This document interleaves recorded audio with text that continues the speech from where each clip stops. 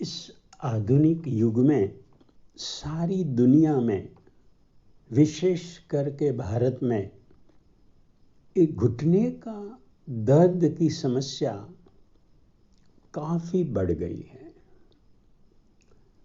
आज हम गहराई से इस समस्या पर चिंतन करेंगे।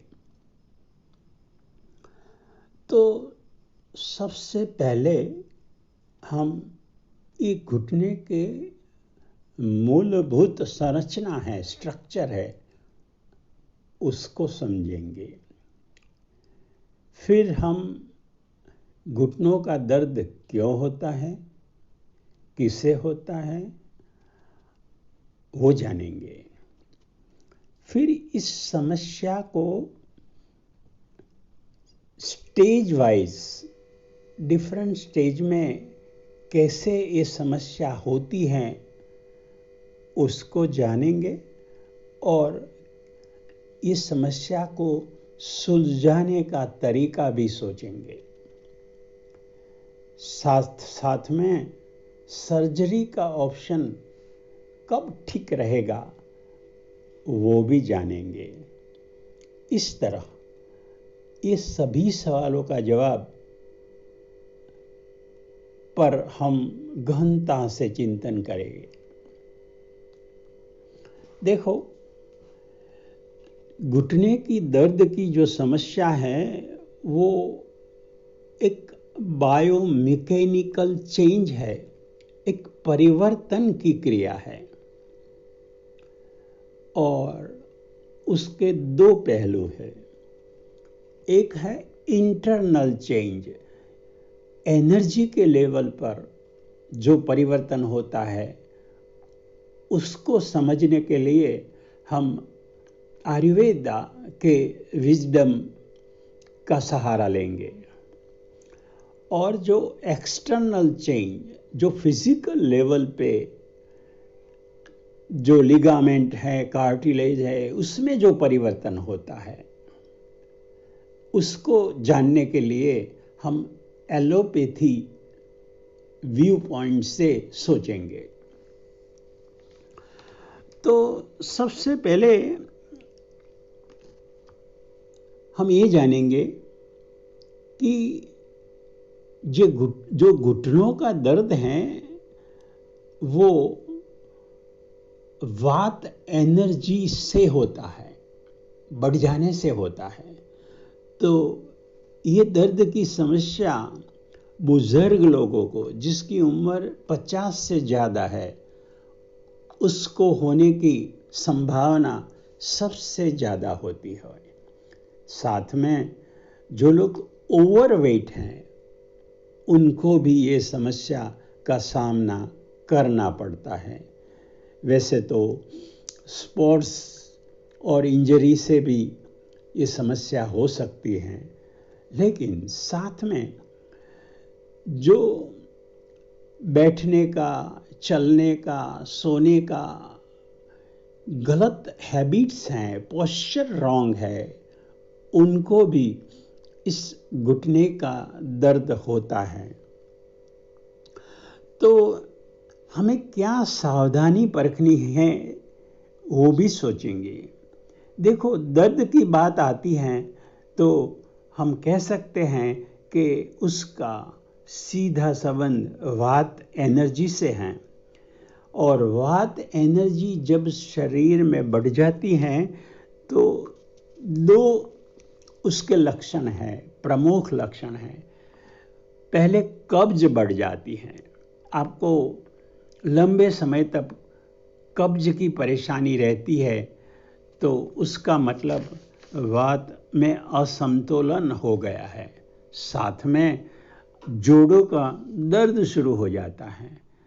तो ये दो सिम्टम से हम जान सकते हैं कि हमें जोड़ों के दर्द की समस्या अब शुरू हो गई है।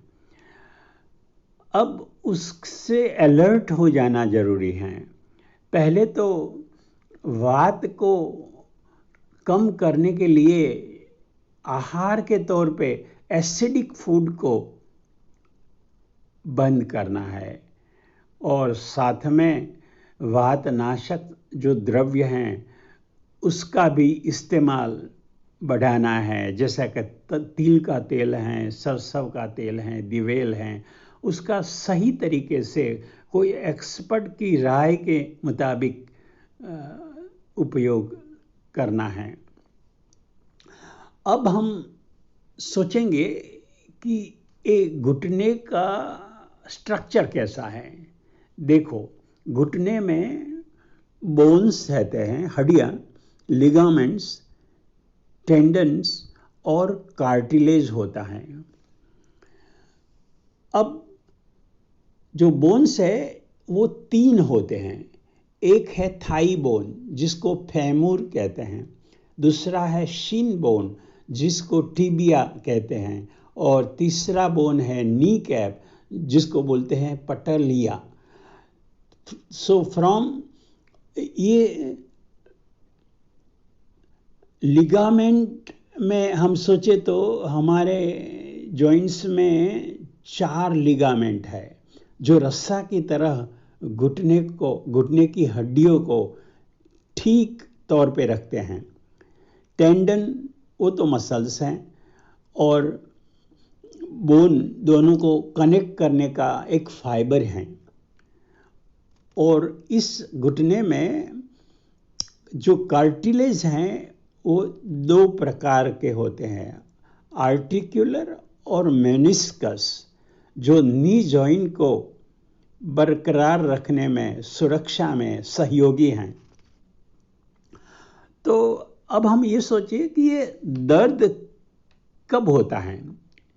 यदि हमारा कार्टिलेज, दोनों कार्टिलेज में कोई वजह से घिसाई हो गई और डैमेज हो गया तो दर्द शुरू होता है।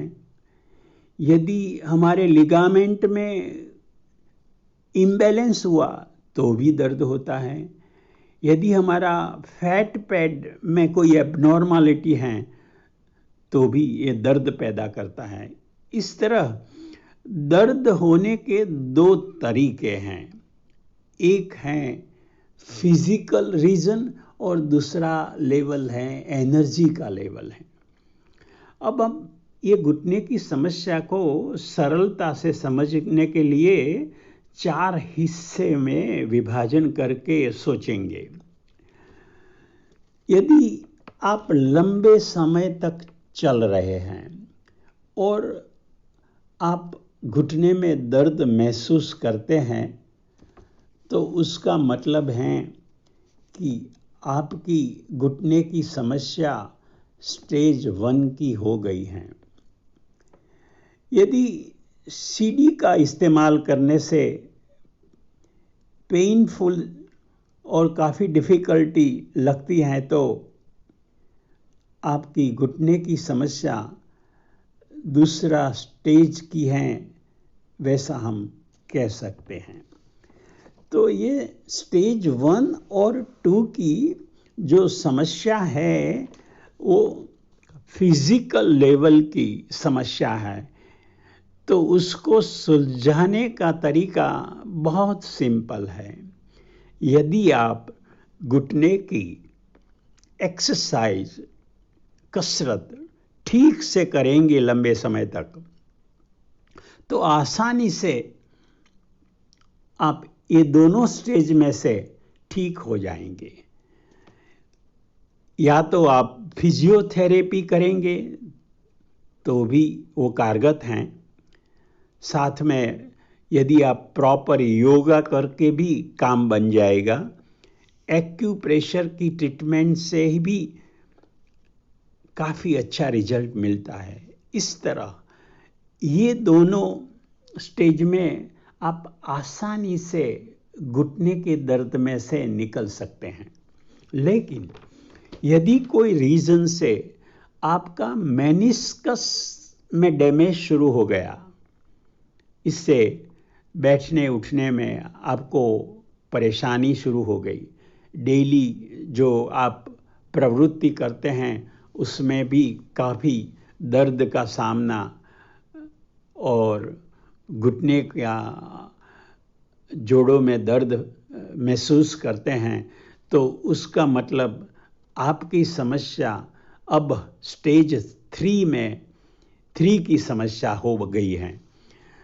यदि आप इस स्टेज के समस्या होने पर भी कोई ठोस एक्शन नहीं लेते तो दिन प्रतिदिन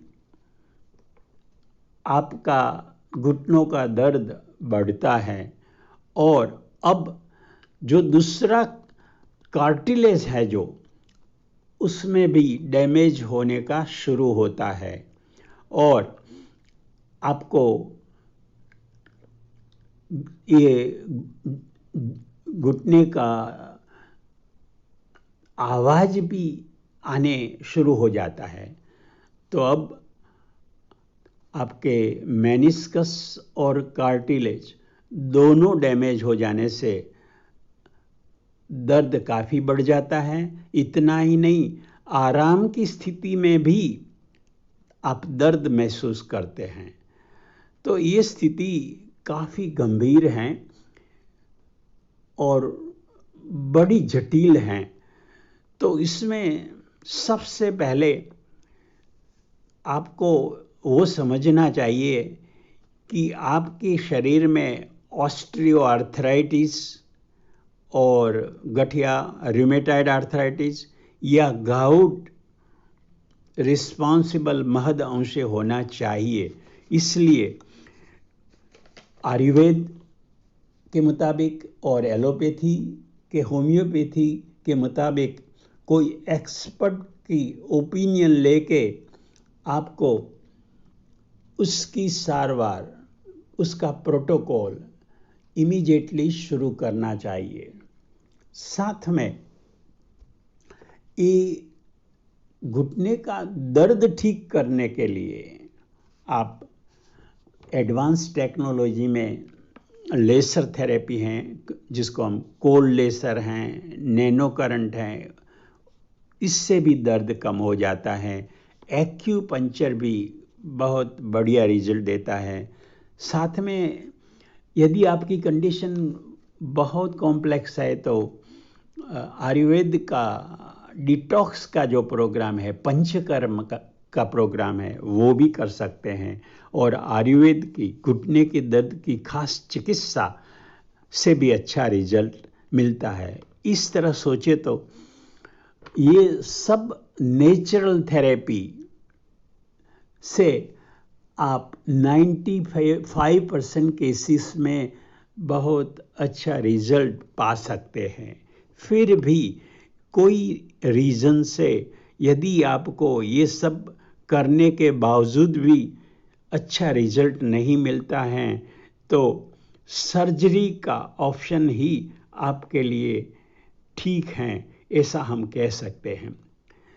तो ये सब हमारा जो डिस्कशन है उसका सारांश ये है कि यदि आप घुटने की समस्या से परेशान हैं तो पहले आप कौन से स्टेज की ये समस्या है उसको समझें और उसके मुताबिक सारवार का एक्शन लें।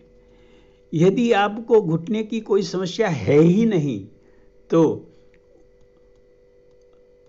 सुरक्षा की तौर पे, प्रिवेंशन की तौर पे आपको आपकी एनर्जी को ठीक रखने के लिए वो जो वात नाशक द्रव्य हैं उसको भी उसके बारे में भी सोचना चाहिए। साथ में अल्कलाइन फूड पसंद करने से वात एनर्जी ठीक रहती है और अपने जीवन क्रम में ठीक से एक्सरसाइज सभी जोड़ों को मिले ऐसा परिवर्तन अचूक करना चाहिए।